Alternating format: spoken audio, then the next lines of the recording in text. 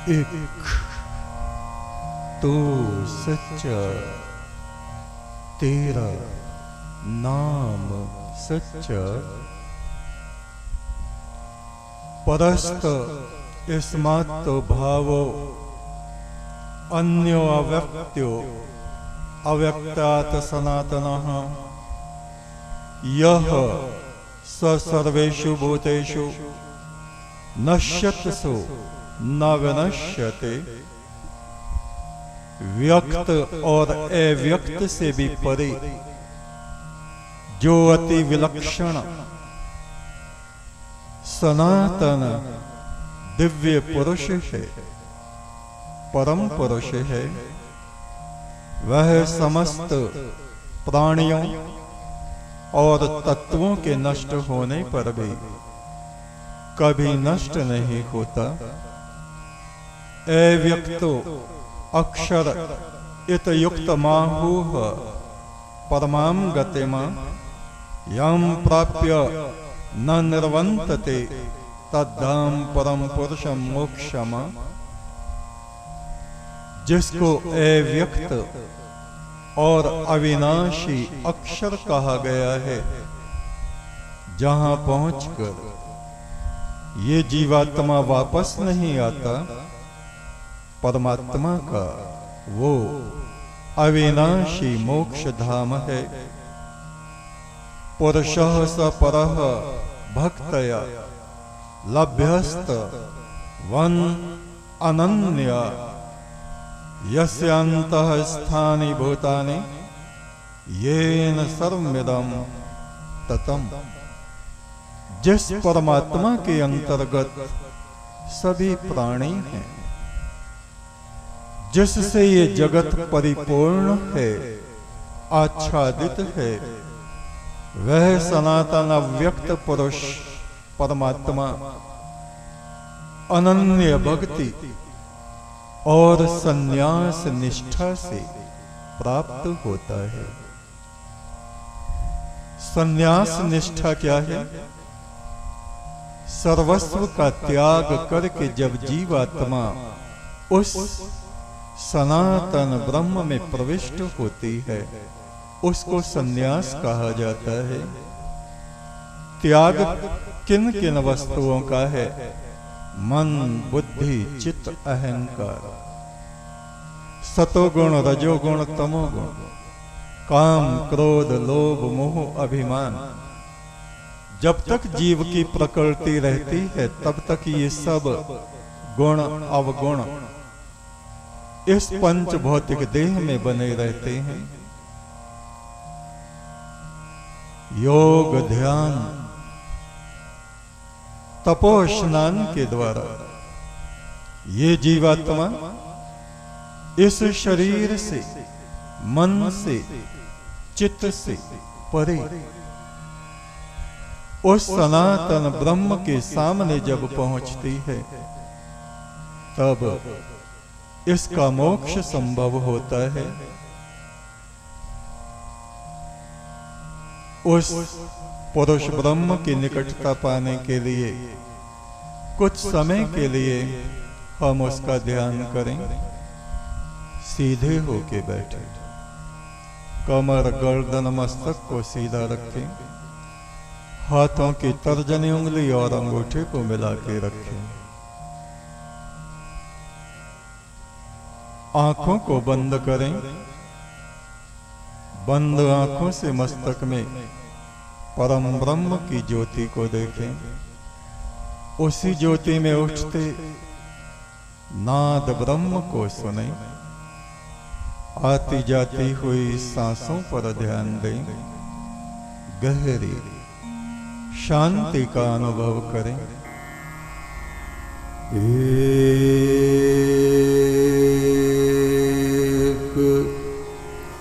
तो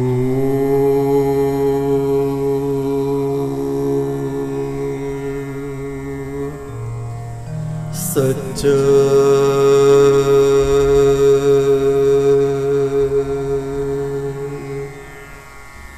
तेरा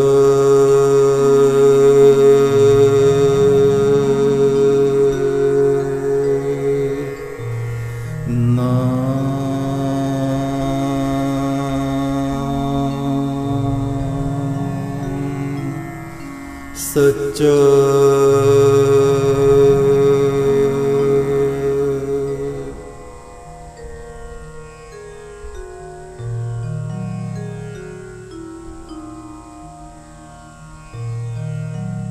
एक तो सच्चा, तेरा नाम सच्चा।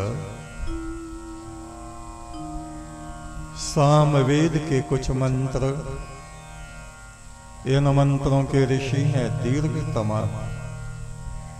ऐसे ऋषि जो संसार के भोगों को त्याग कर विवेक पूर्वक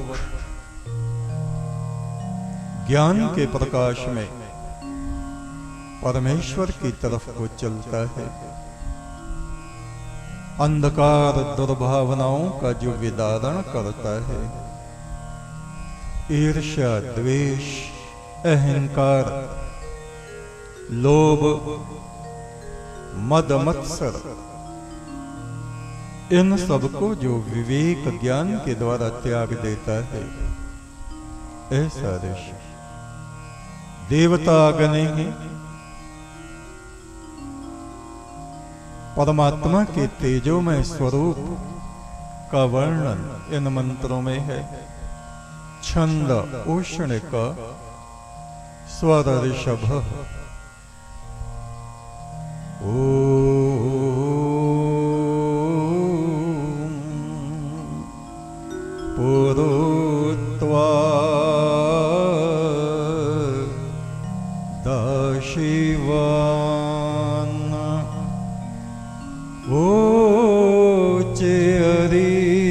रगने तव स्वीदा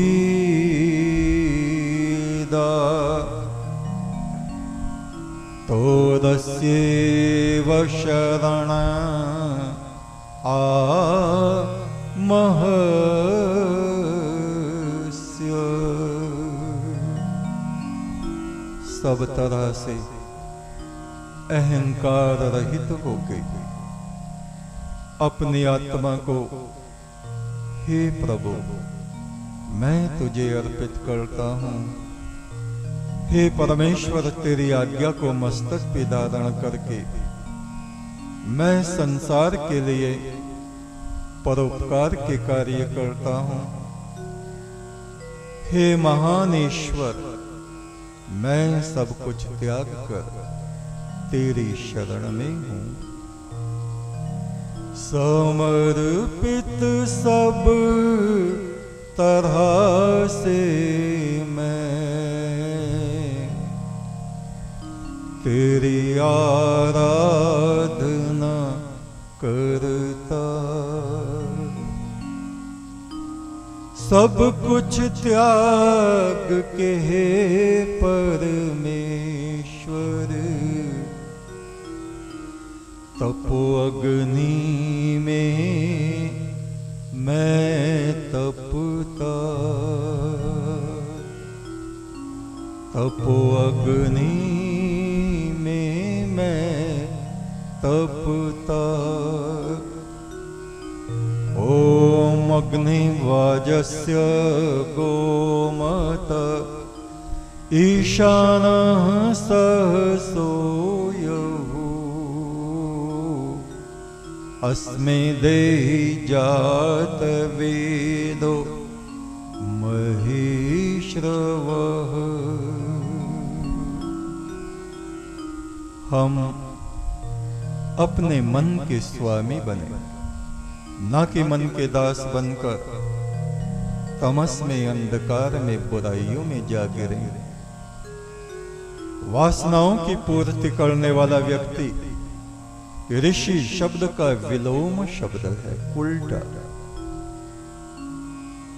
जगत तृष्णा वासना में फंसा हुआ ये जीवात्मा दुख, अशांति, क्लेश, दुर्गति को सहता है। और इसके विपरीत इस प्रकृति का त्याग करने वाला,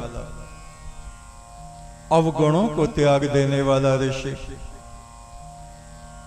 अपने मन और इंद्रियों को वश करके उस ब्रह्म अग्नि की तरफ को बढ़ता है। हम शिशनोदरी ना बने, पेट की आग और कामनाओं की आग में ना पड़े रहें। हे परम पुरुष,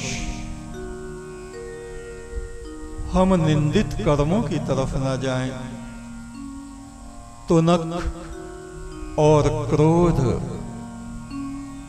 हमारे जीवन का अग्नि दहन ना कर दें।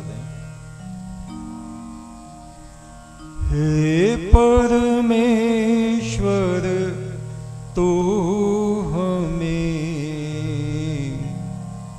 दुर्गति से बचा ले। मनुष्य का जब अपना जोर नहीं चलता, तब वो केवल प्रार्थना कर सकता है और प्रार्थना को सुना जाता है। ऐसा नहीं कि हम प्रार्थना करते रहें और परमात्मा उसे ना सुने, अवश्य सुनता है। हे परमेश्वर, दुर्गति से तू हमको बचा ले। निंदित कर्मों से बचा और तुनक क्रोध से बचा ले।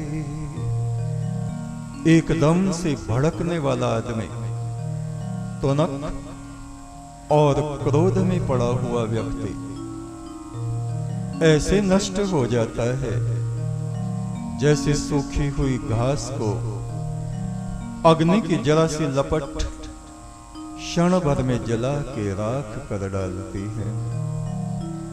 ओम शांति शांति शांति।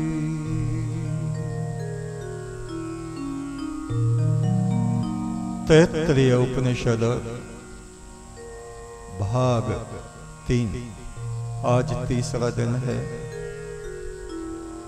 इस तैत्तरीय उपनिषद पर हम चिंतन कर रहे हैं, विचार कर रहे हैं।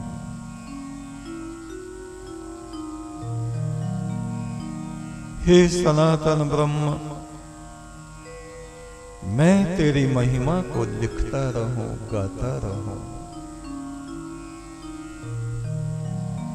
और क्या गाता रहूं? ईश्वरो अहम, ब्रह्म अहम। ये मेरा शरीर 5 तत्वों से बना है।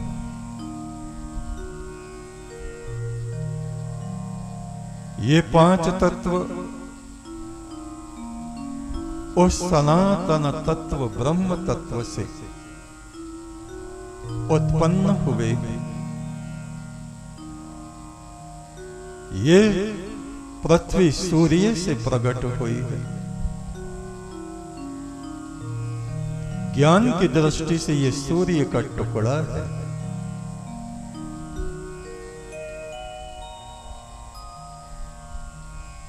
जितनी दूर ये सूर्य से है, यदि ये सूर्य के बहुत निकट होते, वन वनस्पति मनुष्य जो कुछ इस पे है जल के राख हो जाते एक दिन में। और सूर्य जब दूसरी तरफ जाता, रात रात में पूरी पृथ्वी पर बर्फ जम जाता। चंद्रमा हमारी पृथ्वी से